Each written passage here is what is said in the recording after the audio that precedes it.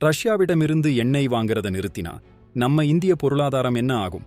America 50% வரி விதிச்சாலும் மோடி ஏன் பயப்படல? ஒரு ஷாக்கிங் தகவல் காத்திருக்கு. இந்தியா ரஷ்யாவிடமிருந்து ஒரு நாளைக்கு 17 லட்சம் பேரல் எண்ணெய் வாங்குது. இது உலகளவில ரஷ்யாவோட மொத்த ஏற்றுமதியோட பாதி.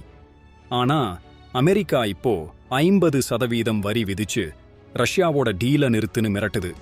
ஒரு காலத்துல அமெரிக்காவே இந்தியாவை ரஷ்ய எண்ணெய் வாங்க சொன்னது. இப்போ இந்தியா நிறுத்தினா பெட்ரோல் டீசல் விலை விண்ணை முட்டும். நம்ம ஊரு லாரி ஓட்டுறவன்ல இருந்து சாமானிய மனுஷன் வரை எல்லாரும் பாதிக்கப்படுவாங்க. என்ன ஆகும் தெரியுமா? ரஷ்ய எண்ணெய் இல்லைன்னா நம்ம சுத்திகரிப்பு ஆலைகள் மத்திய கிழக்கு நாடுகளை நம்ப வேண்டியிருக்கும். ஒரு பேரல் எண்ணெய் விலை $130 வரை ஏறலாம். இந்தியா சொல்றது ஒண்ணுதான், எங்க மக்களுக்கு மலிவு எரிசக்தி வேணும், அதுக்கு ரஷ்யாவோட நட்பு முக்கியம்.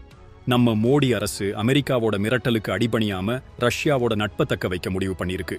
ஆனா இது நம்ம பொருளாதாரத்துக்கு ஆபத்தா, இல்ல உலக அரங்கத்துல இந்தியாவோட பவரை காட்டுற மாஸ்டர் பிளானா? நீங்க என்ன நினைக்கிறீங்க? கமெண்ட்ல சொல்லுங்க. இந்த வீடியோவை ஷேர் பண்ணுங்க.